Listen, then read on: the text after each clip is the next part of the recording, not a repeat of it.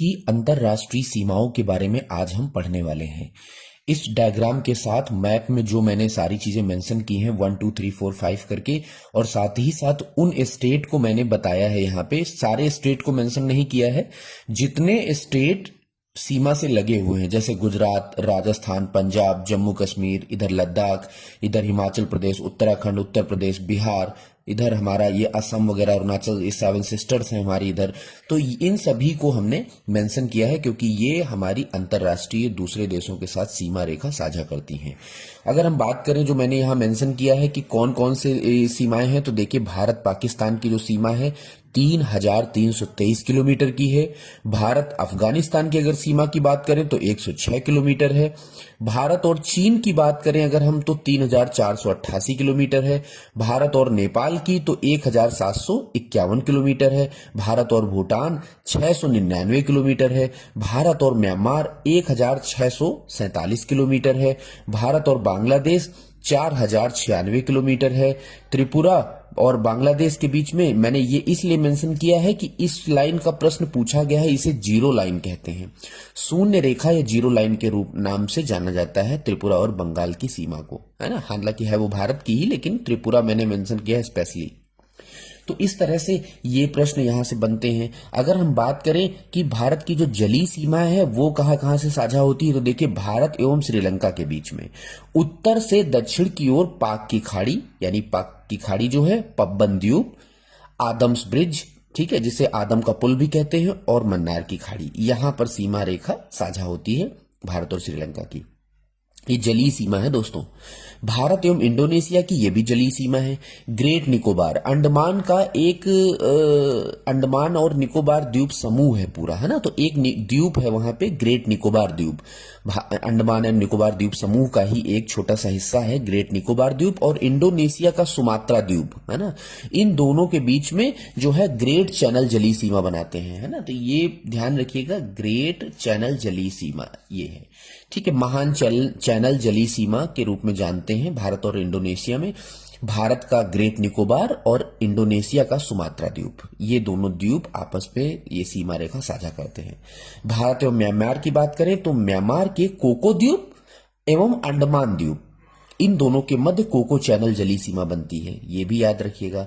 भारत एवं मालदीव के बीच में, तो भारत के मिनिकॉय द्वीप एवं मालदीव के मध्य 8 डिग्री चैनल जलीय सीमा बनाते हैं, है ना। तो ये प्रश्न बन जाता है। इसके बाद देखिए दोस्तों, रेडक्लिफ रेखा, है ना। 5 राज्यों के साथ जो है वो सीमा रेखा साझा होती है, ये रेडक्लिफ रेखा के साथ। रेडक्लिफ लाइन 5 राज्यों को, बांग्लादेश के साथ कौन कौन से हैं तो वो आप देख लीजिएगा, जैसे पश्चिम बंगाल, मेघालय, मिजोरम, त्रिपुरा और असम, है ना। यहां पे ये पश्चिम बंगाल, मेघालय, त्रिपुरा और असम, ये हमारे 5 राज्य हैं जो कि रेडक्लिफ रेखा बांग्लादेश के साथ। और रेडक्लिफ रेखा अगर पाकिस्तान के साथ देखें, ये भी प्रश्न बन जाता है, तो इसमें पाकिस्तान के साथ कौन कौन से आ जाते हैं, गुजरात, राजस्थान, पंजाब, जम्मू कश्मीर एवं लद्दाख, है ना। तो ये 5 इधर पाकिस्तान के साथ भी, इसे भी रेडक्लिफ रेखा के नाम से जानते हैं।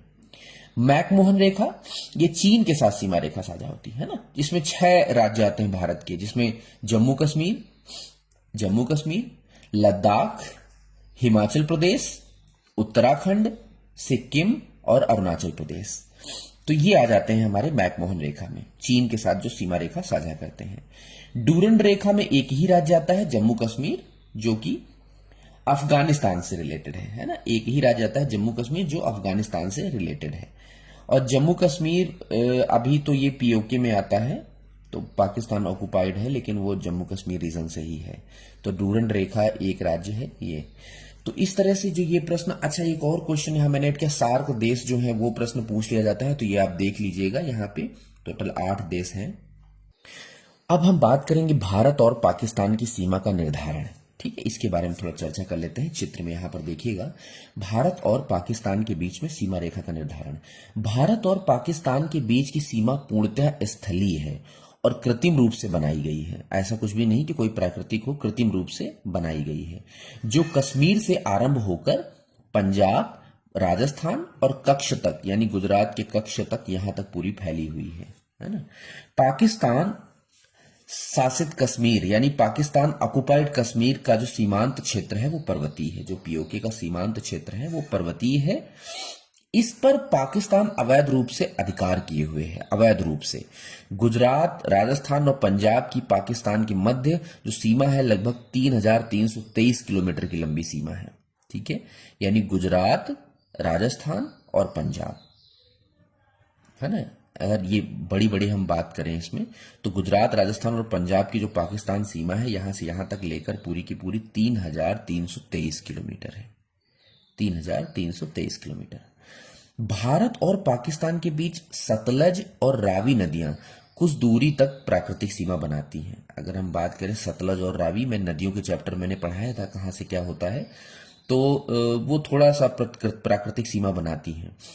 अमृतसर जिले में रावी नदी और दक्षिण की ओर से फिरोजपुर जिले में सतलज नदी भारत और पाकिस्तान की सीमा का निर्धारण करती हैं। भारत और पाकिस्तान के बीच में हुए 1971 के युद्ध के बाद, जो 1971 का युद्ध हुआ था, उसके बाद ये नियंत्रण रेखा का निर्माण किया गया। ठीक है, थोड़ा सा इसे ध्यान रखेंगे। तो भारत और पाकिस्तान के बीच में जो नियंत्रण रेखा है वो 1971 के युद्ध के बाद निर्माण किया गया। नियंत्रण रेखा जिसे हम लाइन ऑफ कंट्रोल भी कहते हैं, line of control, Jammu Kashmir और लद्दाख में भारत व पाकिस्तान के जो अधिकार में है उसके बीच की रेखा है एलओसी, है ना।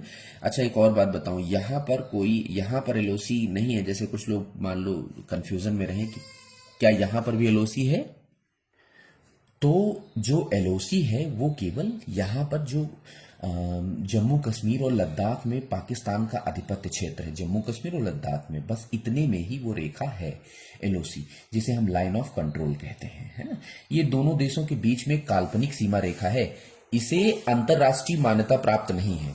वस्तुतः पहले इस रेखा को सीज फायर लाइन के नाम से जाना जाता था, सीज फायर लाइन के नाम से जाना जाता था। पाकिस्तान ऑक्युपाइड अगर कश्मीर की बात करें तो वर्ष 1947 में स्वतंत्रता के उपरांत पाकिस्तान ने स्थानीय कबालियों की सहायता से कश्मीर पर आक्रमण कर दिया था और एक बड़े भूभाग पर अधिकार कर लिया। यही क्षेत्र पाकिस्तान अधिकृत कश्मीर या पाकिस्तान ऑक्युपाइड कश्मीर कहलाता है ना। पाकिस्तान ऑक्युपाइड बड़े भूभाग पर कब्जा कर लिया था और उसी को पाकिस्तान ऑक्युपाइड कहा जाता है। ये वर्तमान में पाकिस्तान के अधिकार क्षेत्र में है।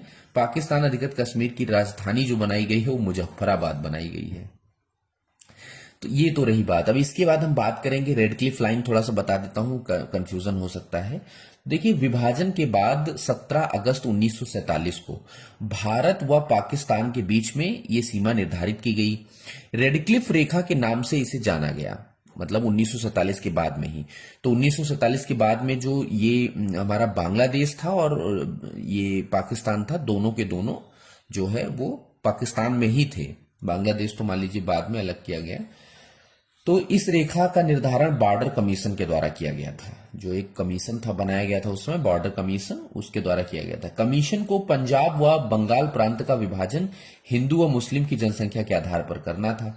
चूंकि इस कमीशन के अध्यक्ष जो थे वो सर रेडक्लिफ थे, इन्हीं के नाम पर, तो इन्हीं के नाम पर सीमा का नाम रख दिया गया रेडक्लिफ, है ना। तो ये थोड़ा सा ध्यान रखिएगा आप लोग। अब इसके बाद थोड़ा सा बात कर लेते हैं भारत और चीन की सीमा का निर्धारण, जिसे मैकमोहन रेखा भी कहा गया।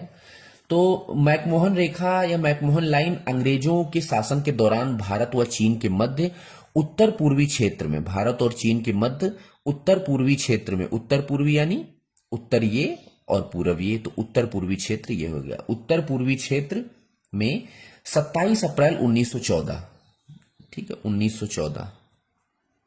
27 अप्रैल 1914 को निर्धारित की गई, जिसे मैकमोहन रेखा कहा गया। इसका नामकरण सर हेनरी मैकमोहन के नाम पर किया गया था। ठीक है, मैकमोहन उनका नाम भी था, तो ये किया गया था। 1914 में ही एक हुआ था शिमला समझौता। शिमला समझौते में दोनों देशों ने सीमा रेखा के रूप में इसे स्वीकार कर लिया था, है ना। उन्होंने मान लिया कि हाँ ये सीमा रेखा है।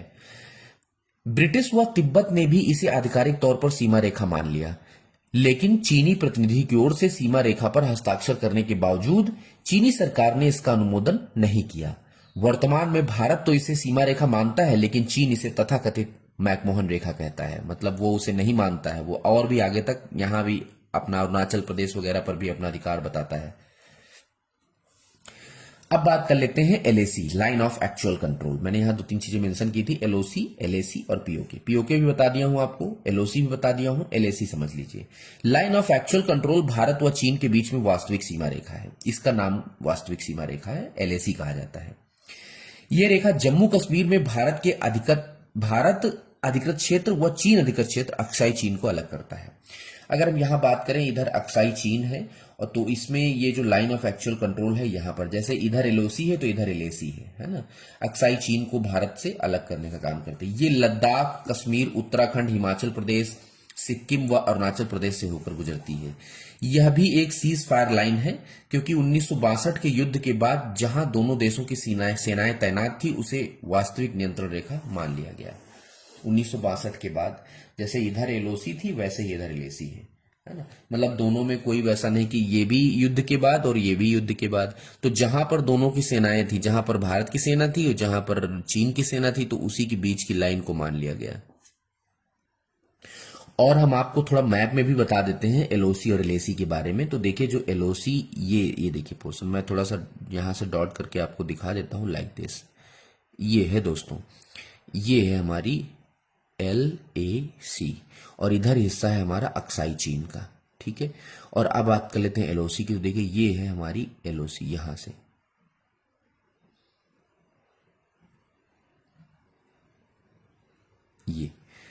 ये इतना रीजन, ये आ जाता है हमारा एलओसी, लाइन ऑफ कंट्रोल और लाइन ऑफ एक्चुअल कंट्रोल। तो ये आप समझ लो कि भारत में ये 1962 के युद्ध के बाद जहां जिसकी सेना थी वहां जो है ये बन गया। अब यहां पर भी वही हुआ था, चीजें ऐसी समस्याएं, तो आप देख लीजिए। हम हालांकि ये पीओके, पाकिस्तान ऑक्युपाइड कश्मीर, इस पे बिल्कुल अनधिकृत रूप से बैठा हुआ है, जिसको भारत में सम्मिलित होना ही चाहिए, और वहीं पर यह भी सम्मिलित होना चाहिए। इस पर भी भारत अपना अधिकार क्षेत्र पूरा का पूरा भारत का ही अधिकार क्षेत्र है।